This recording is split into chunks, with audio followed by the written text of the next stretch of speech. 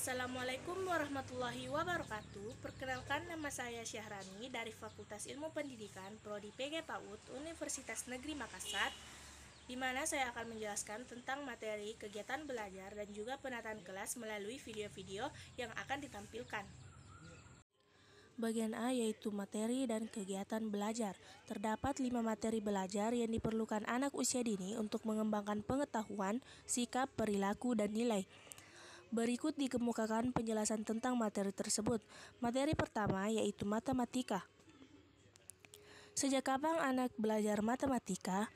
Menurut Charles Ward, masa usia dini merupakan suatu periode yang menggambarkan anak-anak aktif melakukan berbagai aktivitas untuk memperoleh konsep dan proses dasar belajar.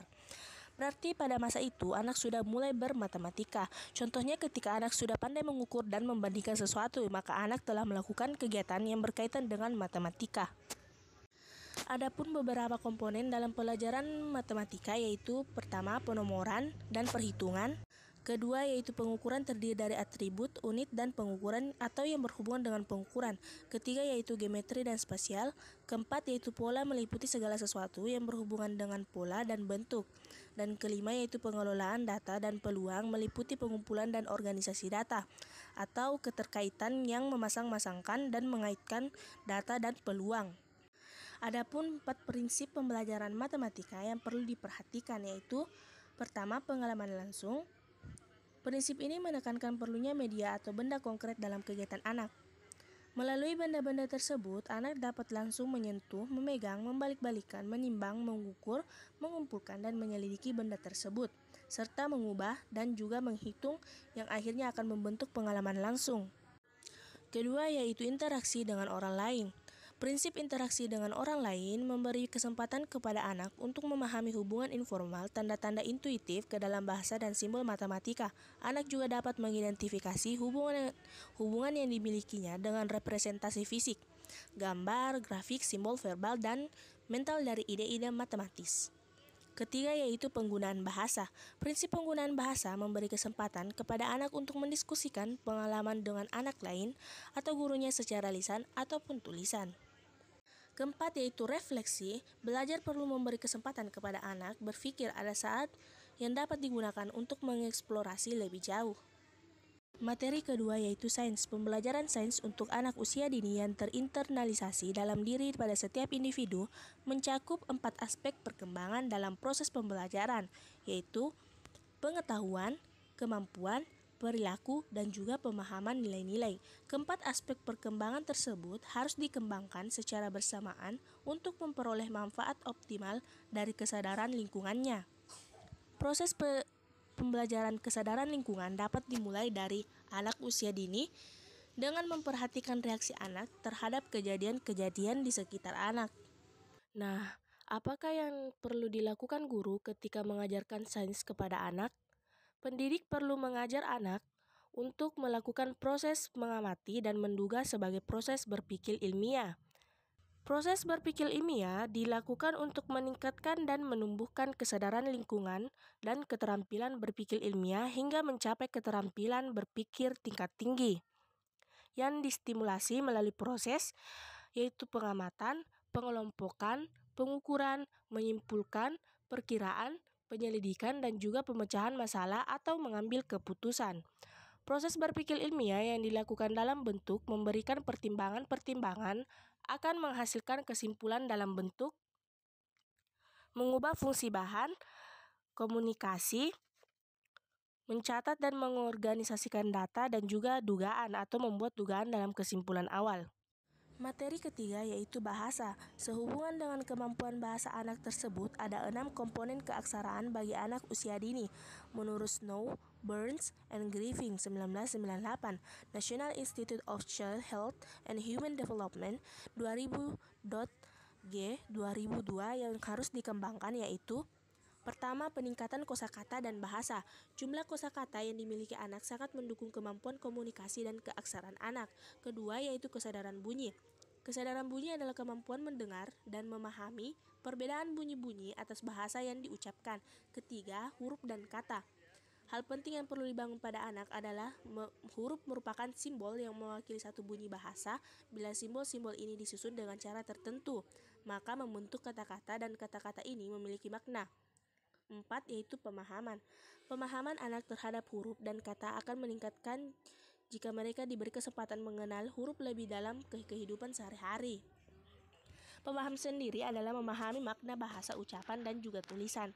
Kelima yaitu pemahaman teks dan isi buku. Kemampuan teks dan isi buku mencakup pengetahuan tentang bagaimana atau tentang berbagai bentuk bacaan, misalnya menu resep, surat daftar belanjaan, koran, dan lain sebagainya.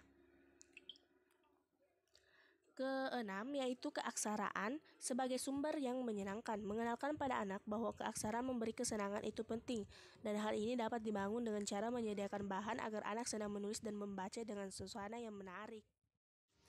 Bagian B yaitu contoh kegiatan pembelajaran. Pertama yaitu bermain sensoris. Bermain sensori motor merupakan aktivitas yang dilakukan anak dengan menggunakan objek baik benda maupun dirinya sendiri untuk memperoleh pengalaman melalui panca indera, yaitu penglihatan, pendengaran, peraba, pengecap, dan juga penciuman. Adapun tahapan bermain sensori motor yaitu diantaranya pertama bermain dengan badan atau anggota badan, kedua mengulang gerakan dengan alat, ketiga yaitu mengulang urutan main sederhana, dan keempat yaitu melakukan coba-coba dengan berbagai cara. Kedua yaitu bermain simbolik. Bermain simbolik sebagai salah satu bentuk main yang kerap dilakukan anak. Teori perkembangan kognitif yang dikemukakan Piaget mengelompokkan bermain sebagai berikut. Pertama yaitu sensory motor play, kedua yaitu symbolic atau make believe play, ketiga social play games rules, dan empat yaitu games with rules and sport.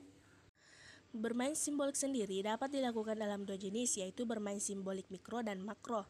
Bermain simbolik mikro dilakukan apabila anak memainkan objek tertentu seperti boneka menjadi pemeran tokoh tertentu.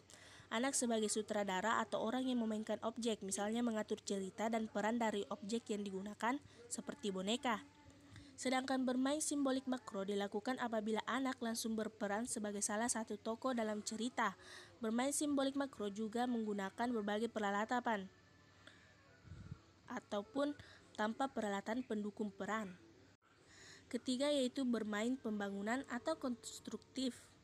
Bermain pembangunan dikenal juga dengan bermain konstruksi. Bermain sebagai kegiatan permainan yang terorganisasi dan berorientasi pada tujuan, menurut Johnson, Christie, and Wardell. Permainan pembangunan melibatkan eksplorasi yang panjang dan bertahap secara fungsional. Bermain pembangunan ini akan menghasilkan sesuatu sebagai produk. Contoh lainnya yaitu keempat, bermain air dan pasir.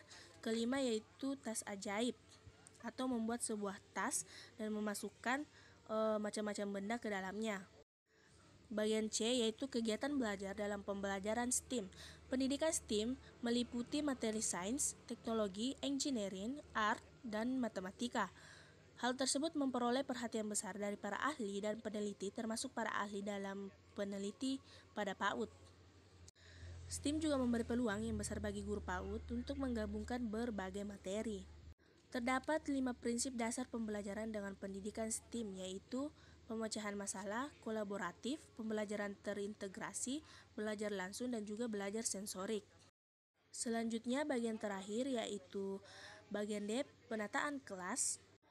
Penataan kelas sebagai salah satu bagian dari pengelolaan pembelajaran. Ini berarti mengkaji pembelajaran juga mengkaji penataan kelas atau lingkungan belajar. Dalam konsep pembelajaran, makna kelas adalah luas. Makna kelas bukan hanya terbatas pada ruangan suatu bangunan yang dibatasi dinding. Penataan kelas sendiri sebagai upaya mempersiapkan tempat terjadinya belajar. Penataan kelas berkaitan dengan upaya mengatur dan menyusun kelas secara fisik beserta dengan aksesoris yang diperlukan agar suasana atau iklim sosial emosional belajar terbangun. Iklim sosial emosional ini sebagai prediktor penyesuaian sosial emosional anak dalam pembelajaran. Penataan lingkungan sendiri perlu memenuhi prinsip-prinsip pengembangan lingkungan. Prinsip-prinsip pengembangan lingkungan bermain terdiri dari keserasian, keindahan, keseimbangan, tata artistik, keamanan, dan kesatu paduan. Lingkungan yang aman bagi anak untuk bermain perlu memenuhi persyaratan seperti aman dari kecelakaan dan kebakaran, memiliki fasilitas sanitasi dan kamar mandi. Ketiga yaitu memiliki penerangan, ventilasi, dan suhu yang memenuhi standar kesehatan. Adapun 3 elemen pedagogi lingkungan yang saling terkait yaitu keindahan, kasih sayang, dan juga perhatian. Keindahan lingkungan dapat diciptakan dengan membersihkan dari segala sesuatu yang membuat lingkungan itu tidak enak dipandang. Perlunya aksesoris tertentu, misalnya gambar-gambar dan mewarnai dinding beserta furnitur yang menjadikan ruangan enak dipandang dan membuat anak nyaman berada dalam ruangan. Demikian video penjelasan dari saya mengenai kegiatan pembelajaran dan juga penataan kelas. Kesimpulannya, kegiatan pembelajaran akan terlaksana dengan baik jika anak merasa nyaman dan juga senang saat belajar dalam suatu kelas. Sekian dan terima kasih. Assalamualaikum warahmatullahi wabarakatuh.